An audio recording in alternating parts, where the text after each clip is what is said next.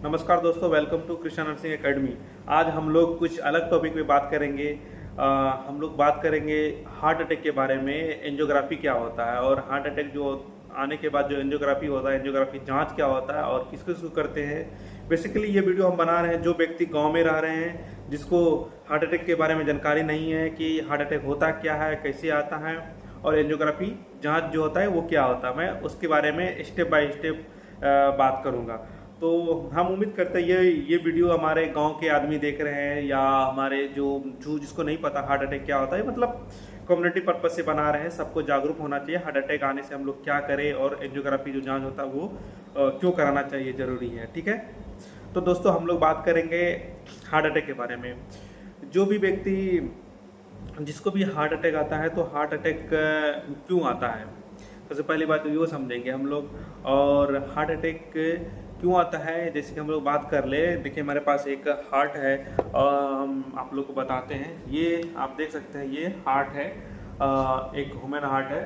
तो इसमें ये देख रहे हैं ना, ये पूरा स्ट्रक्चर है। तो एक्चुअली ये काटा हुआ है ना। तो ये हार्ट काट करके रखा गया दोनों तरफ। तो आप देख सकते हैं ये जो है हार्ट, इसके ऊपर में होता है कोरोनरी आर्टरी। कोरोनरी आर्टरी की मैं बता दूं, कोरोनरी आर्टरी कैसा होता है मैं वो भी दिखा दे रहा हूँ। कोरोनरी आर्टरी मेरे पास है, कुछ नहीं, दिखा देता हूँ। ये देखिए डायग्राम है कोरोनरी आर्टरी का। ये हार्ट है और इसमें जो बीच में गया है कोरोनरी आर्टरी है। ये सारी तीन होती है कोरोनरी आर्टरी, लंबा लंबा मेन जो होता है तीन होती है। तो ये देख रहे होंगे यहाँ पे आके, यहाँ पे आपको नज़दीक से दिख रहा है, यहाँ पे आके बंद है, मतलब क्लॉट है। क्लॉट होने के कारण इधर का जो फ्लो होता नहीं जाता है, या यहाँ पे हो सकता है। मतलब ये कोरोनरी आर्टरी जो होता है ना, हार्ट के ऊपर जो नस होती है, धमनी जिसको बोलते हैं, तो उसमें जो क्लॉट हो जाता है, जिसके कारण थ्रोम्बस हो गया, जिसके कारण इधर जो है ब्लड सप्लाई नहीं होता है। और ब्लड सप्लाई नहीं होने के कारण ये इधर का जो मसल्स होता है, जो भी मांसपेशी होता है हार्ट का, उसको भोजन कह सकते हैं, न्यूट्रिशन नहीं मिल सकता। मतलब इसका जो एनर्जी है नहीं मिलेगा, तो इसके कारण इसमें दर्द होगा। जिसके कारण आप लोग देखे होंगे कि यहाँ पे चेस्ट पेन होगा, राइट साइड में जो चेस्ट पेन होगा, इधर पीछे होगा, हाथ में होगा, या इस रीजन पे होगा। तो आप लोग ये सिम्टम्स हैं, या तो जिसके पास या जिससे हिस्ट्री है, जिनका मतलब ये है कि शुगर है या डायबिटीज ये है, मतलब बीपी है, और वो सब आदमी को मतलब ज़्यादा होने का चांस होता है हार्ट अटैक।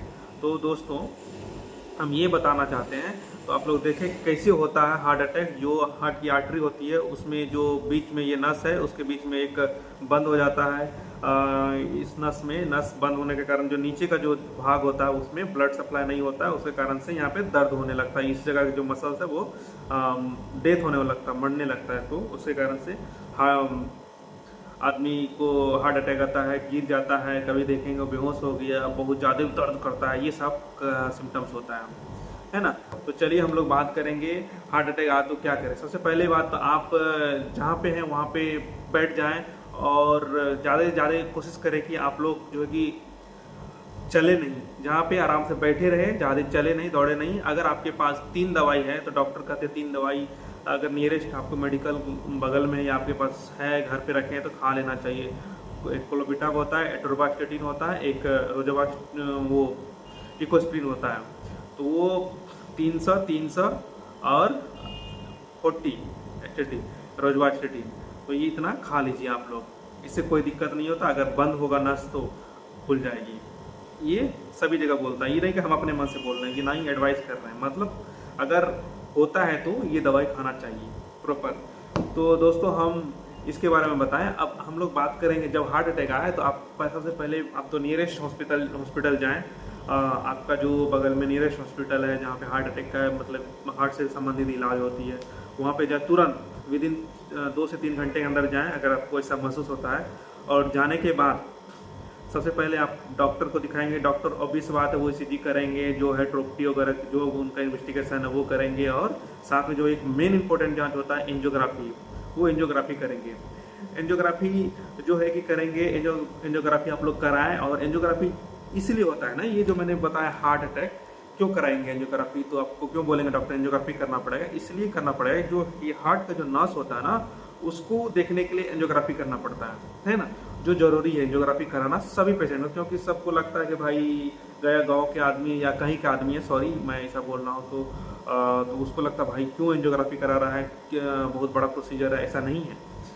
तो आप लोग को सबको कराना है ये एंजियोग्राफी।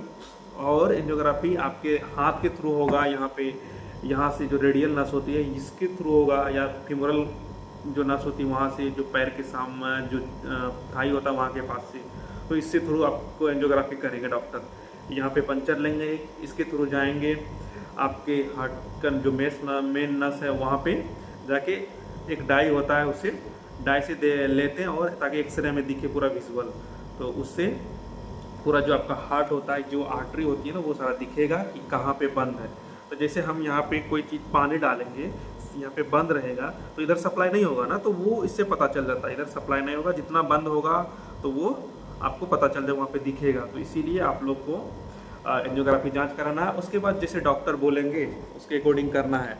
अगर डॉक्टर बोलते हैं कि भाई आपका ज़्यादा ब्लॉक है, ज़्यादा ये है, तो एकदम आपको स्टेंट के लिए प्रोवाइड किया जाएगा, स्टेंट लगाने के लिए बताया जाएगा, जो कि इस तरह का स्टेंट होता है ना, आप देख सकते हैं इस तरह का स्टेंट होता है, जो आपकी कोरोनरी आर्टरी होगा उसमें ये किया जाएगा, लगाया जाएगा। तो दोस्तों ये जानकारी यहाँ तक है, और आपको इससे संबंधित और भी जानकारी चाहिए तो आप लोग हमें कमेंट करें, कमेंट करके बताएं कि मुझे और जानकारी चाहिए। जो भी देख रहे हैं ये वीडियो, तो मैं इससे रिलेटेड और भी जानकारी बताऊंगा, इससे जानकारी प्रोवाइड, क्योंकि मेरा यही डिपार्टमेंट है और इससे रिलेटेड हम काम करते हैं और देखते हैं। तो दोस्तों मेरे चैनल को सब्सक्राइब करिए, लाइक करिए, कमेंट करिए। Thank you.